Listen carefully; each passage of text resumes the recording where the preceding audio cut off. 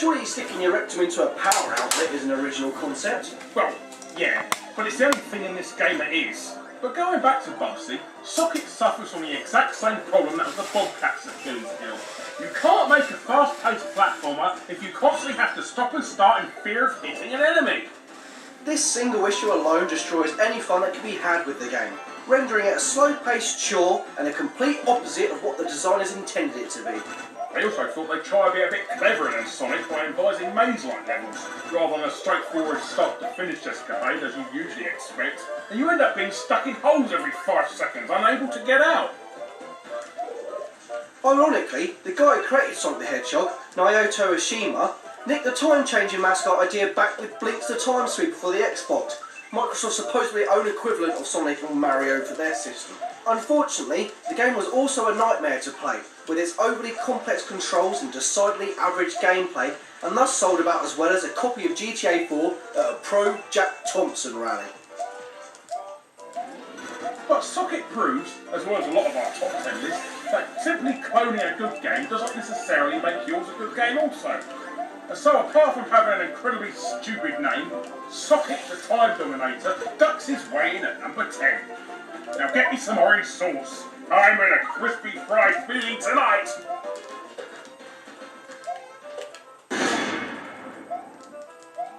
Alright then, I've just set for a burger then. Or rather, burger time. It's one of those arcade games that America went mad over in the 80s, hailing it as an all-time classic. Well, pre-Nintendo days anyway. But us Brits were just a bit meh about it.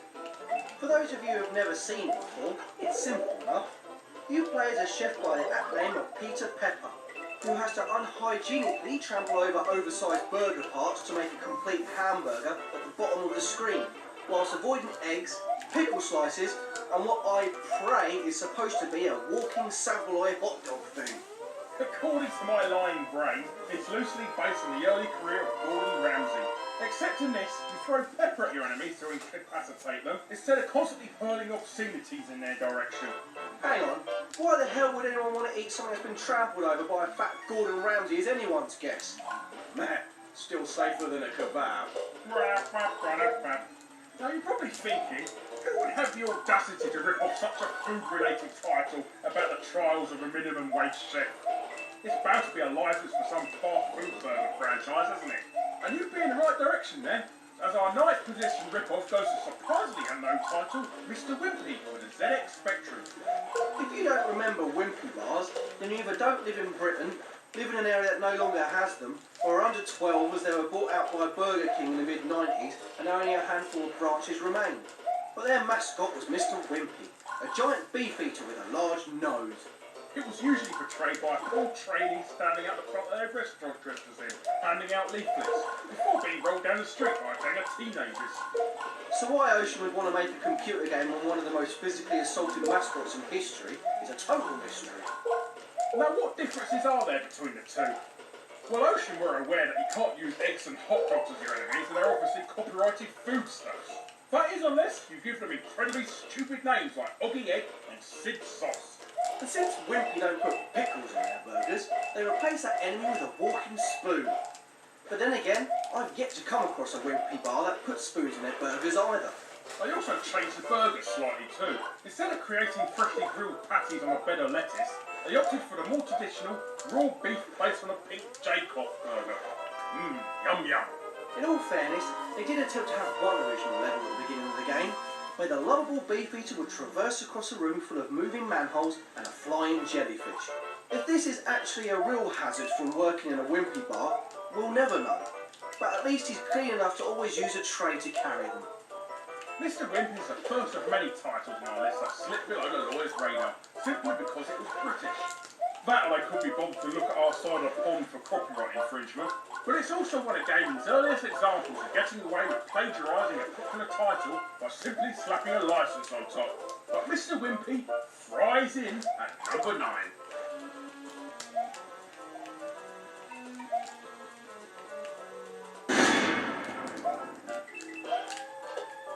It's hard to imagine now how the video game world was like before Grand Theft Auto came into fruition. How did we manage to fill our free roaming sandbox carjacking innocent person running over bloodlust? The only sandbox game apart from Driver, Elite, Body Harvest, Driver 2, Frontier Elite 2, Driver 3 and Hunter on the Amiga. Shut up. But GTA 3 was a revelation. If it wasn't for that game, society would never have found it socially acceptable for 12-year-old boys to assassinate mafia members and plough down ladies at night in stolen ice cream trucks, would it? That and certain narrow-minded business newspapers would still only have the video games give kids epilepsy allegation to leech off. Sure, there's been loads of sandbox titles trying to take GTA's crown over the years since, like The Getaway, The Godfather, True Crime and Pinball Construction Set, but there's only been one to get anywhere near close, and that's the title that gets our number 8 position, Saints Row. When Saints Row was released in 2006, it was pretty much a surprise to everyone. The whole press was expecting a poor man's humdrum copy of GTA. You could almost hear the keystrokes of them cutting and pasting their sniper commits in preparation. But what THQ and Volition managed to pull off was nothing short of a miracle. It was like an unofficial sequel that actually improved on the former even. It fixed the aiming system for starters, something that plagued the GTA series since day one. And it even managed to take a jump start on GTA by being the first console sandbox game playable online. Even if the co-op mode was a bit crud, it lagged to hell, and the only mode worth playing was the VIP pimp mode. Oh boy, did I love to slap my teammates when they dissed me. Good times. Saints Row was good enough for GTA 4 to rip off some ideas back, like the sat-nav and the ability to use your phone to navigate all options of services. It also ended up having a far superior soundtrack to GTA 4 as well. It really just gave the whole franchise a run for its money. Although Saints Row mostly takes its cues from GTA San Andreas rather than any of the others in the series, it was good enough to get a sequel of its own, and just goes to show that not all rip-offs can be considered inferior clones of the original. And so it drive-bys its way in at number 8.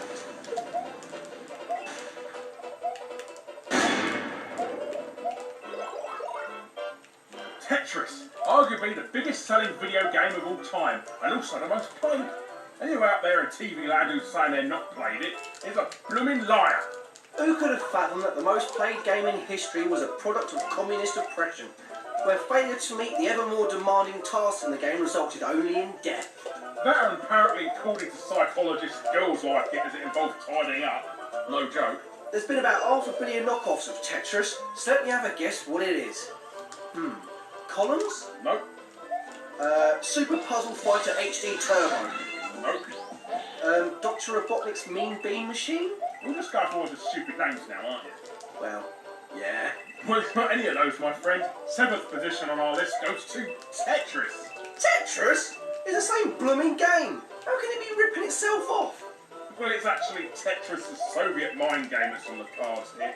An ever so slightly different game to the one Nintendo released. You see, when Microsoft, owned by the late Robert Maxwell... poor old Captain Bob. Yes, very funny. Well, when he bought the rights from the Soviet state, he assumed he actually bought the whole rights to the game, when in fact those sneaky Ruskies swindled him into only buying the rights to the computer versions of the game. The oldest trick in the book. Con a fat pension money stealing newspaper tycoon and make him look a complete fool. So when Microsoft released the NES version in 1989 under their Tengen label, they weren't aware that Nintendo had also bought the rights, this time for consoles and handheld machines. That wasn't until they received a very angry letter from Nintendo demanding they pull all copies from shelves. So, did they? They had no choice, but in the few weeks it was released, it made the game so incredibly rare, it's one of the most sought-after titles in the NES library, with copies going for anything up to £600. Wow, 600 quid for a game about blocks. I wonder how much my copy of Boom Blocks is worth. So this rip-off only came about by a misunderstanding and was promptly dropped into the bowels of history, which is a shame really, as the Tengen version of Tetris is in fact far superior to the one that Nintendo later released, but you can't always have your own way, and thus Tetris, And Tetris, makes a line in at number 7.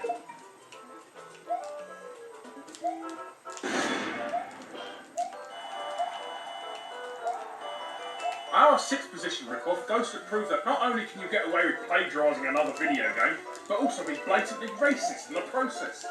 Now, we all love punching 7 shades of pixels out of hapless opponents in Nintendo's all-time classic NES boxing title, Punch-Out!, a game that arguably has never been beaten in over 21 years.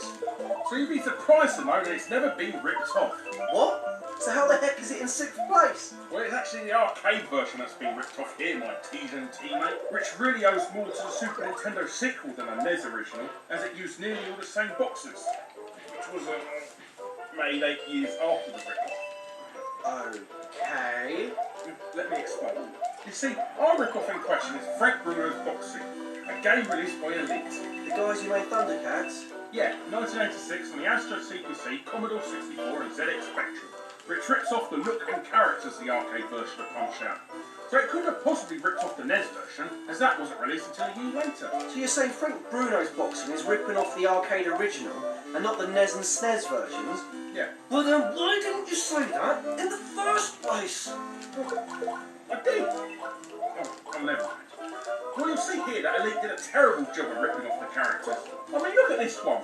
The Gary Bushell Bluto lookalike here, Canadian Crusher, is a complete clone of Punch-Out! Bear Hugger. And Andrea Punchadarov is a rip-off of Soda Popinski / Vodka Drunkinski. Yeah, but that's where the plagiarising ends and the blatant racism begins. They rip off the Chinese Bruce Lee character from Punch-Out!, Dragon Chan, and decide to rename him Fling Long Chop. The African boxer Tribal Trouble wears zebra boxer shorts and has a bone through his nose. And then they just totally give up on any stereotypical wit whatsoever, and just call the French boxer Frenchy France.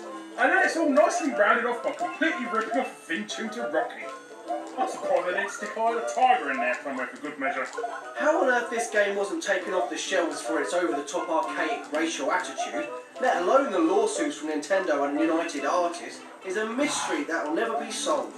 But Frank Bruno's Boxing is just another example of how you can completely rip off a well-known game by simply slapping on a license or celebrity's name on the cover. Not forgetting the old, it went under the net as it's British excuse that Mr. Wimpy escaped with. Indeed. So Frank Bruno's Boxing pummels its way in at number 6.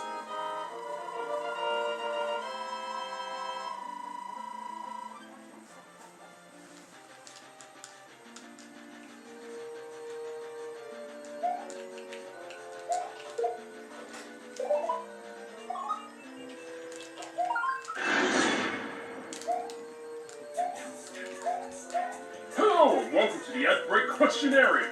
Today's Cortex confusing conundrum is, which famous video game star first started out as a carpenter? Answer after the break. Gee, I wonder who. Crap.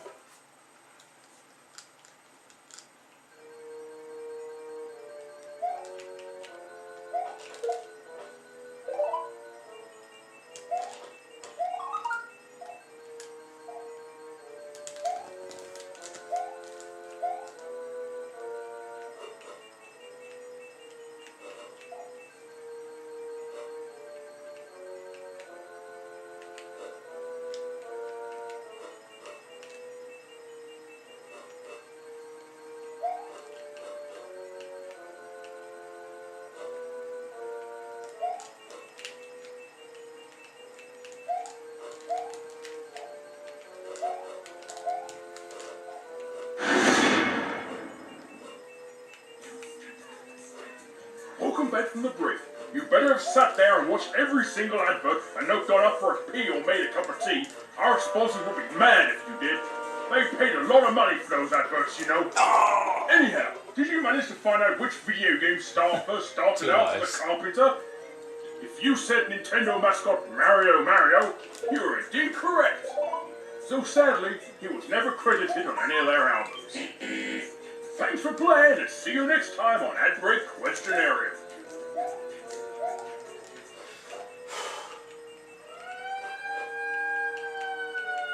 Warning! The following final 5 entries in our top 10 rip-offs were so plagiarizing that they ended up in lawsuits with courts and men in funny wigs and hammers and stuff. Viewer discretion is advised. Not really sure why it's not really offensive, but it's interesting to know nonetheless. Please move on.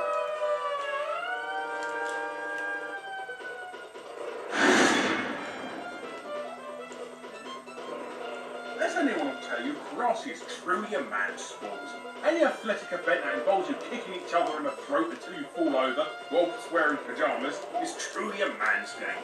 So it was only fitting that Data saw fit to make an arcade game of this king of sports in 1985, the yet entitled Karate Champ.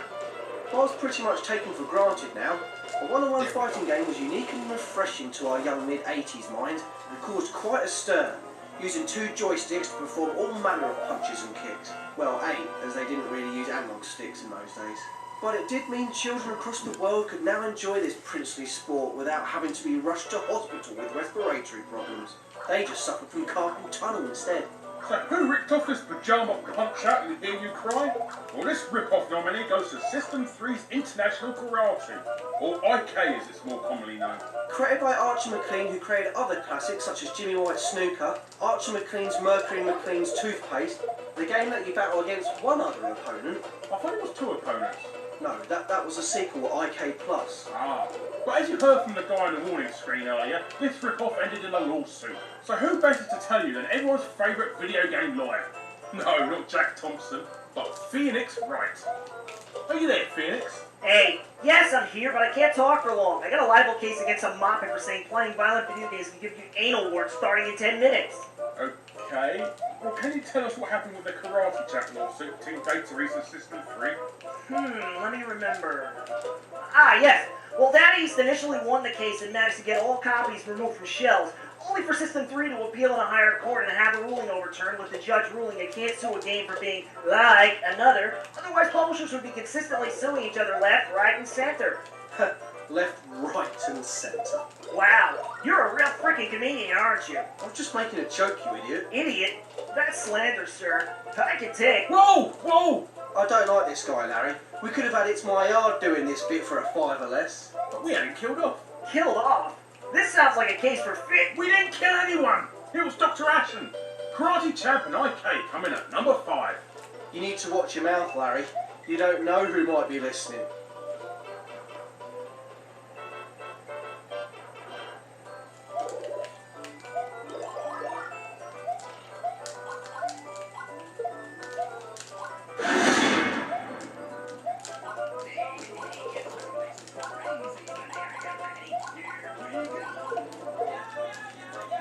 If Sega taught us only one thing with Crazy Taxi, it was that taxi drivers weren't just late middle-aged men or immigrants overcharging us for fares and annoying us with banter about some third-rate celebrity they had in the back of their cab several months earlier. But taxi drivers were in fact all Californian surfers, determined to get us to our destination no matter what the cost or loss of life.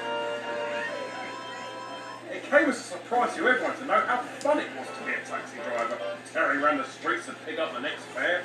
So it's a wonder why they always mope around looking miserable. The game was even a killer app on their short-lived Dreamcast console, making it live for all, at least another 3 weeks. Not forgetting its not very good sequel, and better, but not quite as good Xbox release to round up the trilogy.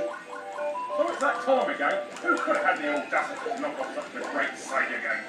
Why, that had to be The Simpsons Road Rage for PS2, GameCube and Xbox.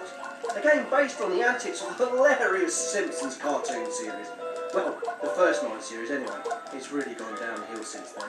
Yeah, you played as several members of the Simpsons cast who all must rally round Springfield collecting fares as Mr. Burns has bought all the public transportation in the town for some unknown reason.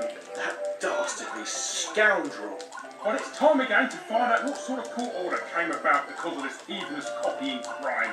So let's bring back Phoenix Wright to tell us the outcome of the case. Oh, don't ask him on again, Larry. Well, it was such an open and shut case. In 2003, Sega filed a patent infringement lawsuit, but it never actually reached court. Sega, Fox Interactive, and EA reached an out-of-court settlement instead for an undisclosed amount of money, and everybody toddled off, happy as can be. Apart from Sega, who never made any more new crazy taxi games for some reason. I could have said what he said, Larry. Look, it's all written in the script. It sounds better coming from a lawyer. Lawyer? Phoenix Wright is just a pixelated sprite.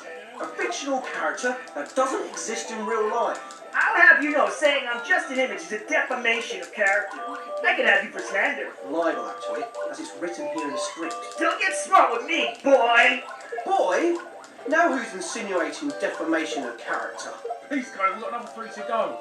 Although the Simpsons Road Race was generally a clone with a license slapped on, as most rip-offs are, it did also include a pretty awesome, innovative, even two-player mode, which no Crazy Taxi had until the PSP version was released in 2007. But who owns one of them, eh? But the Simpsons Road Race Taxi's in at number 4. I really hate that right.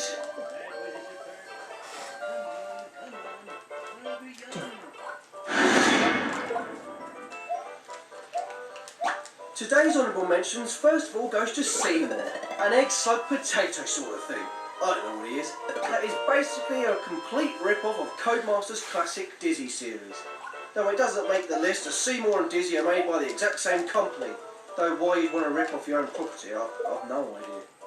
And our second honourable mention goes to the PS2 and PC FPS classic Red Faction, which is an utter clone of the original Half-Life. Red Faction is an overlooked classic and we highly recommend you go check it out. We really only mentioned it here because we've not had our compulsory Half-Life mentioned here yet this episode, and we need to fill our quota. Would you like a lollipop? No! When Super Mario Bros. Was first released, not one person said this was a bit of a Pitfall rip-off, really. So this nomination is about Super Mario ripping off Pitfall? No, I just forgot to find it out. But Super Mario Bros. Was the game that helped Nintendo get a foothold in the console market. At least in the US anyway. Sega were trouncing on it really. It brought so many things to the table that we take for granted nowadays, like huge scrolling levels to explore. It was extremely challenging. And it even had secret level walks. All whilst playing as an overweight immigrant whose day job is sticking his hand down the bog, picking out poo. Yeah, Nintendo never really did capitalise on that side of the Mario franchise, did they? Well, I'm sure the concept of being constantly rescuing a two-timing princess who sleeps with a dinosaur with ginger hair was much more appealing. So, Mr. Bundy, if it's not Mario that's the nominee, what exactly is it, sir? Well, our third position goes to the Great Giana Sisters. Now, in all fairness, the Great Giana Sisters was a pretty good game. Well, that's because it was pretty much a pixel-for-pixel clone of Super Mario. Well, they did replace the Goombas with owls. So by your definition, swapping a walking mushroom with a nocturnal flying predator makes it an original game? Well, no, but... Look, Mr. Locke, we all know the reason you're standing up for Mr. Mario Mario is because of your recent harassment of said plumber and his court order against you. Look, I've got the video here as proof. But where did you get that from? Larry put it on X-Leaks Web TV. Oh, well done, Larry. Okay then, Mr. Wright, it's obvious that the Great Giana Sisters was a cashier of the Mario craze, or at least a way to get the game onto non-Nintendo systems. But do tell us what came about it. Simple. It's a textbook case, so I know it off by heart. Within days of Rainbow Arts releasing the game, Nintendo put an injunction on the title, forcing the company to remove the game from shelves and even canceling the Spectrum port due for release a month later.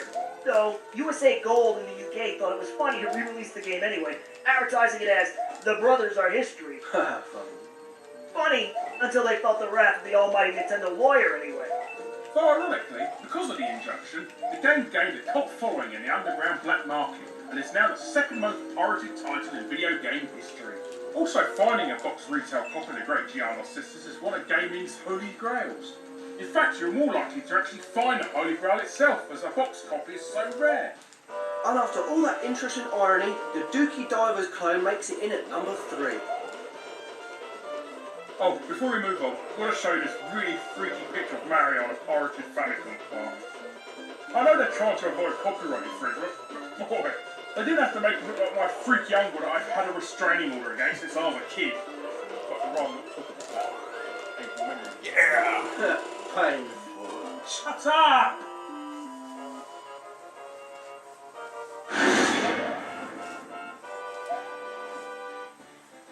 Well, no guesses what this title is. From the moment you see that guy who isn't even in the game get punched, you know it's Street Fighter 2. What? I thought it was Lemmings. Oh, hang on. If this is about a Street Fighter rip-off, you're going to hark on about Mortal Kombat now, aren't you? Nope. Although Mortal Kombat stole a lot of Street Fighter thunder in the early 90s, you could never consider it a clone. I mean, you never saw Ryu rip out somebody's spinal cord and stick out their bottom now, did you? You never saw that in Mortal Kombat, though, either. Look, I'm just trying to go for some surrealist comedy here. It doesn't work for the Mighty Boosh, and it doesn't work for you. Now get on with it and tell us about the rip-off. Okay, it's Fighter's history. What the hell is Fighter's history when it's at home? Well, it's pretty much a clone-for-clone copy of Street Fighter. I mean, look at some of these characters. Tell me that's not supposed to be Chun-Li. Oh, look at this. You pull off Hadokens exactly the same way as you do in Street Fighter. What are the chances in that? But the early 90s were plagued by Street Fighter rip-offs. SNK pretty much made their business constantly shoving out knockoffs. Indeed, but they were just different enough to avoid a Capcom lawsuit hammer, unlike Fighter's history.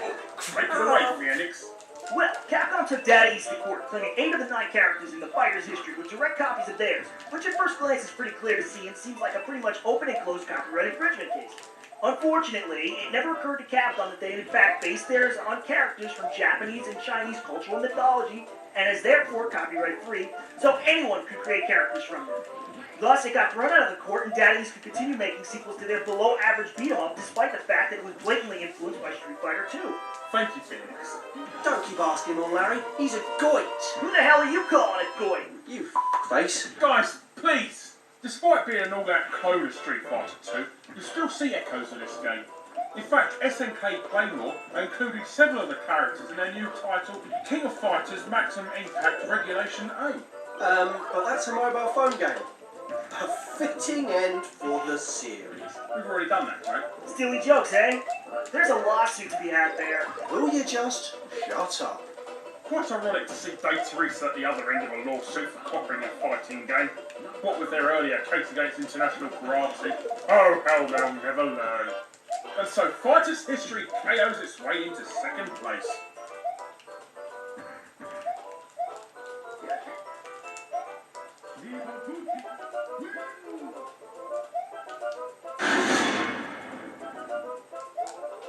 Well, it's countdown time once again, Top 10 fans. I've not got any lines that hilariously pretend that we've not got enough footage this time, so let's just get on with it. Time travelling duck bum fun with Socket ripping off Sonic at number 10. Number 9 has franchise thievery with Mr. Wimpy ripping off Burger Time. Oh! Saints Row hit and runs Grand Theft Auto at number 8. Final life. Tetris knocks its own block off at number 7. At number 6 it's a racial ruckus with Frank Bruno knocking off Punch-Out. And that's it.